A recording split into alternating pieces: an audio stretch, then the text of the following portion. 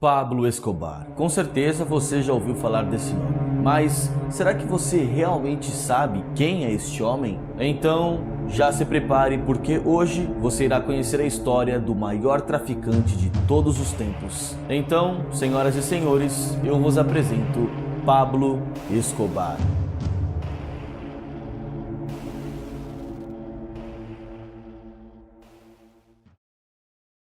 Pablo Emílio Escobar Gaviria nasceu em 1º de dezembro do ano de 1949, em Rio Negro, na Colômbia. Apesar de toda a fortuna que acumulou ao longo de toda a sua vida, Pablo Escobar veio de uma família pobre e humilde. Ele era o terceiro dos 7 filhos de seus pais, Abel de Jesus Escobar, que trabalhava como caseiro em um sítio, e sua mãe, Hermilda de los Dolores Gaviria, que era professora em uma escola da região em que eles moravam. Desde jovem, Pablo já demonstrava ser um garoto muito esperto, encontrando formas de ganhar dinheiro. Ele já trabalhou com muitas coisas, desde empacotador em supermercados, bicos como flanelinhas em estacionamentos e até mesmo como segurança também. Quando terminou seus estudos, ele chegou a entrar em uma faculdade. O curso escolhido por ele era Ciências Políticas, mas ele teve que desistir porque não tinha dinheiro suficiente para pagar as mensalidades da faculdade. Então, Pablo encontrou uma solução rápida e prática para os seus problemas: o crime.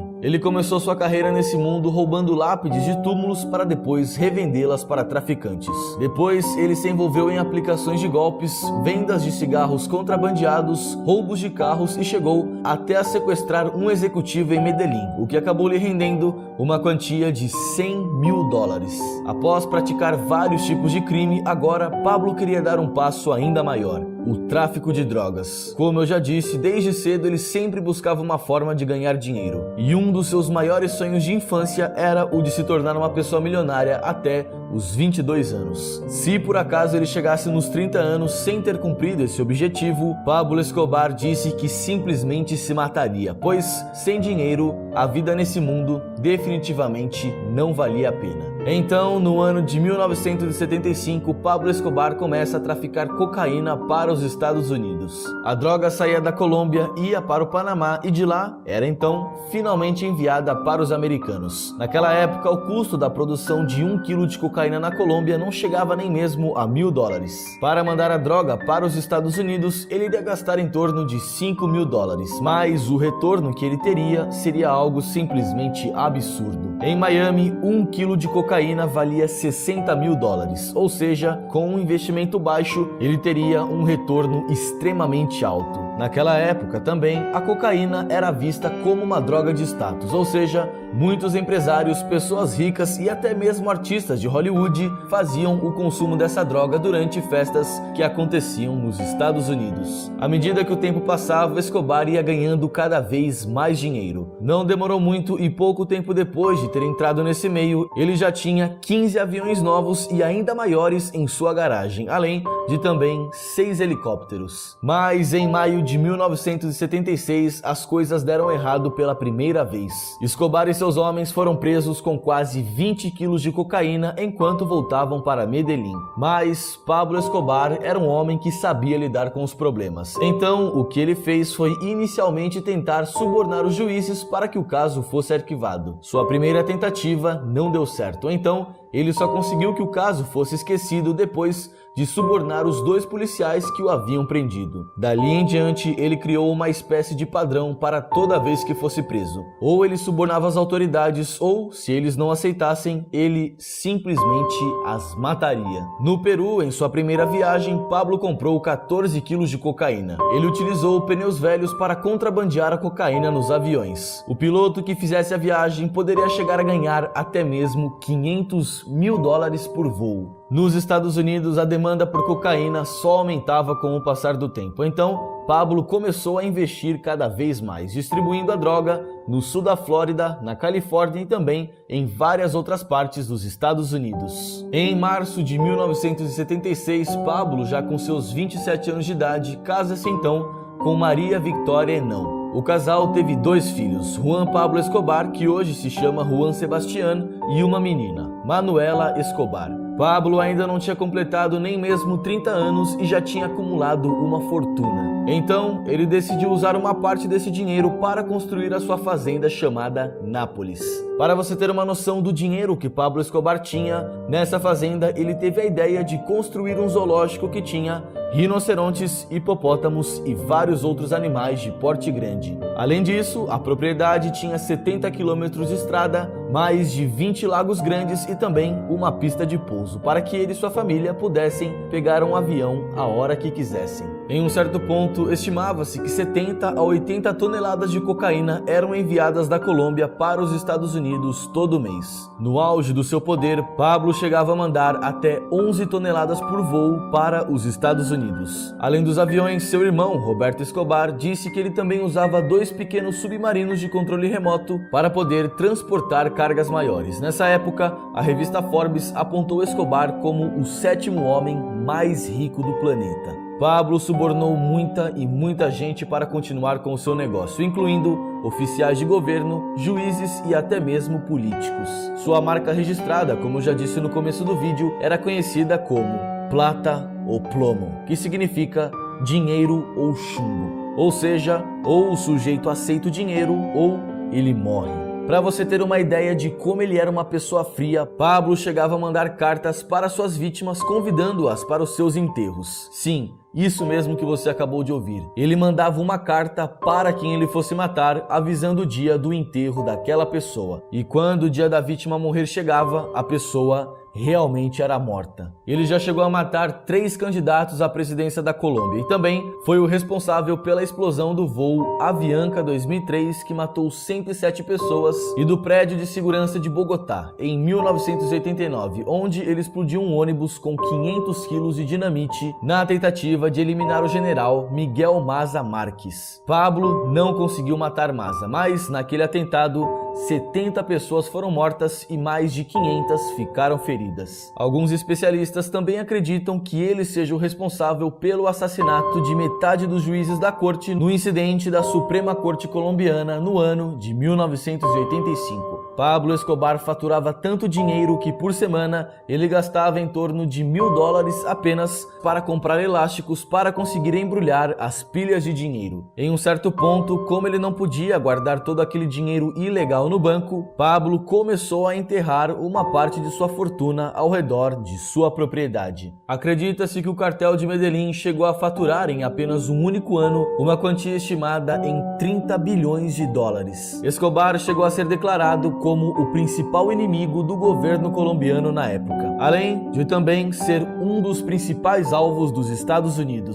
Por outro lado, em Medellín, para a grande maioria das pessoas, ele era visto como um herói, tendo trabalhado para melhorar as condições de vida da população de Medellín, tendo doado dinheiro para os mais pobres e também já tendo construído estádios de futebol e financiado times de sua cidade. Pablo também tirou várias pessoas que moravam no lixão da cidade e construiu casas para que elas pudessem morar. Tudo isso fazia com que as pessoas o vissem não como um traficante e um criminoso extremamente perigoso, mas sim como uma espécie de Robin Hood que tirava dos mais ricos para distribuir para os mais necessitados. Então, a população de Medellín fazia de tudo para ajudar Pablo, omitindo informações sobre ele para as autoridades. Inclusive, ele se aproveitou do seu carisma e usou toda a sua lábia para conquistar o público e entrar na política, pois uma de suas maiores ambições era se tornar um político. Pablo queria ser presidente, inclusive ele chegou a se tornar um congressista. No entanto,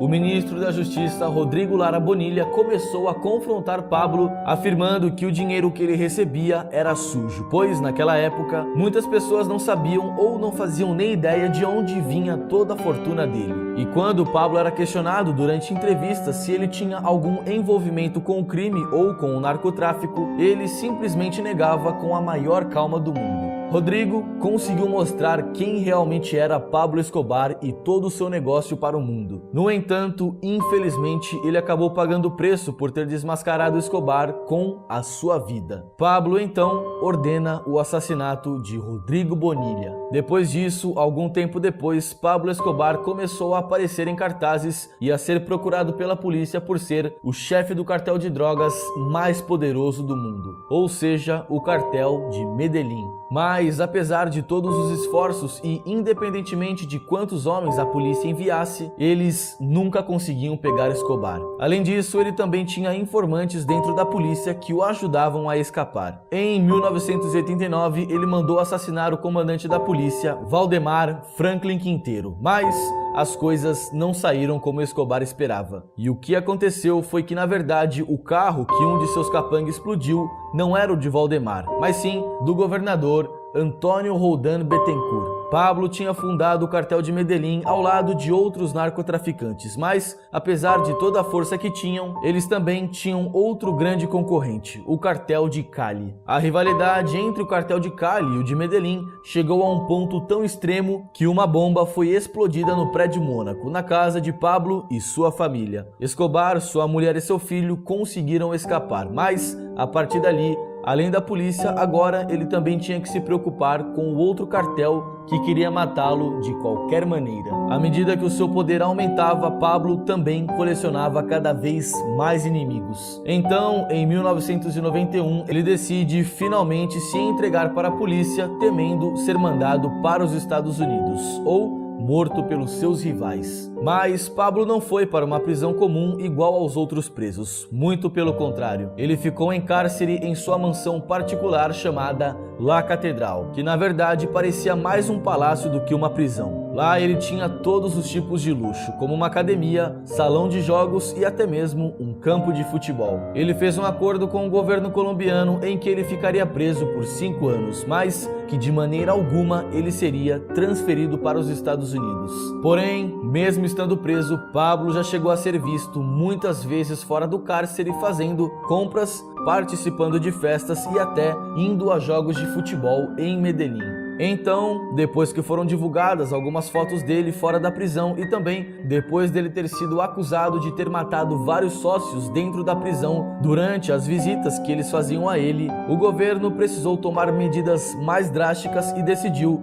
transferi-lo para outro lugar. Mas o que acabou acontecendo foi que em julho daquele mesmo ano ele conseguiu fugir temendo ser extraditado para os Estados Unidos, pois lá ele sabia que teria que ficar em uma prisão normal junto a outros presos e sabia que em um lugar como aquele ele não duraria muito tempo. Além disso, o governo colombiano chegou a um ponto em que eles não queriam mais apenas prender Escobar, mas sim matá-lo de uma vez por todas. Pouco tempo depois, um grupo denominado Los Pepes começou a matar os membros do cartel de Medellín. E assim, dessa forma, eles conseguiram aos poucos fraquejar o império e o suporte que Pablo Escobar tinha para se manter de pé. Pablo ficava cada vez mais sozinho e vulnerável. Foi somente no dia 2 de dezembro de 1993 que Pablo Escobar finalmente foi capturado. Ele cometeu o grande erro de ligar diretamente para sua família. Durante essa ligação, a polícia conseguiu identificar que ele estava escondido em um bairro de classe média de Medellín. Logo em seguida, as autoridades foram para o local. Quando chegaram lá, houve uma troca de tiros entre a polícia, Pablo Escobar e o seu guarda-costas. Os dois até tentaram escapar pelos telhados das casas vizinhas, mas eles acabaram sendo baleados e mortos pelos policiais.